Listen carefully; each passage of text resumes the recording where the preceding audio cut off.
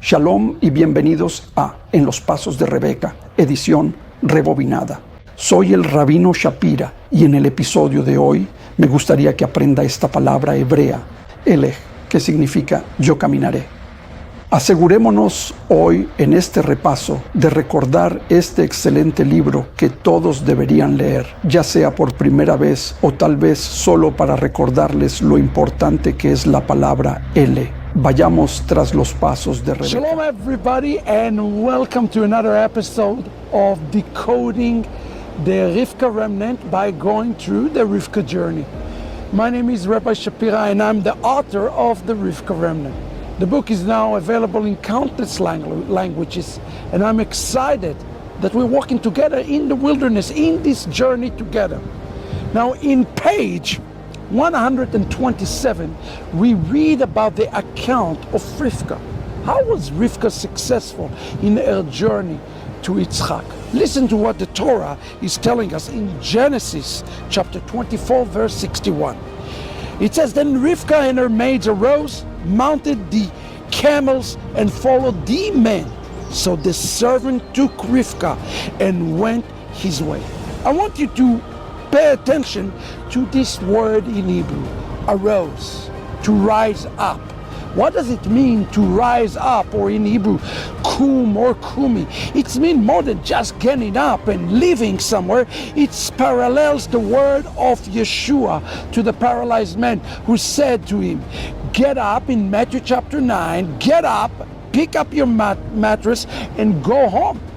You see, the ability of Rivka to get up and leave represent more than a power, but rather seizing her own destiny of getting up.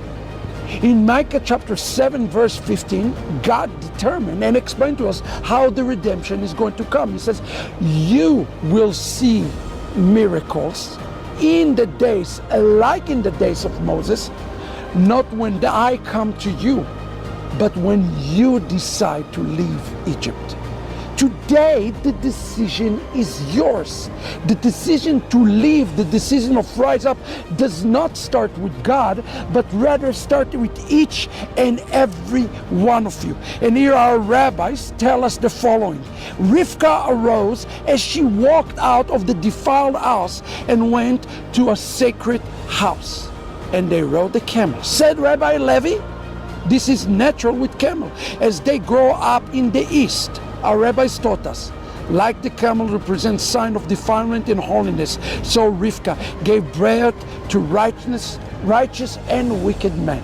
Friends, part of the journey, the Rivka journey, is the ability to also being part of a Tikunim. Yes, you're not going to be perfect. Yes, Rivka gave birth to both a righteous and a wicked man, but she kept on fighting for Tikunim. And Tikunim, part of this repair, part of the Rivka journey, is also looking at things that are broken in the world and say, I want to be part of the solution. So many people today look at the Messianic movement and say, wow, it is so messy. No, this is not the right attitude.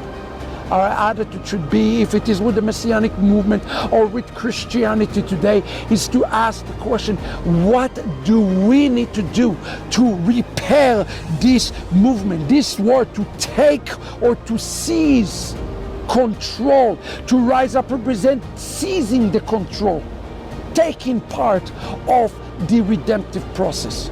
We cannot just look upon God and says, wow, God, you bring redemption to the world. No, we are part of redemption.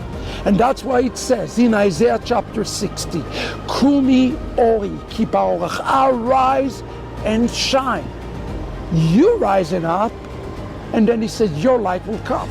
You see, God is meeting us in the middle. In Matthew chapter 25, we see a story of 5 virgins who ran out of oil.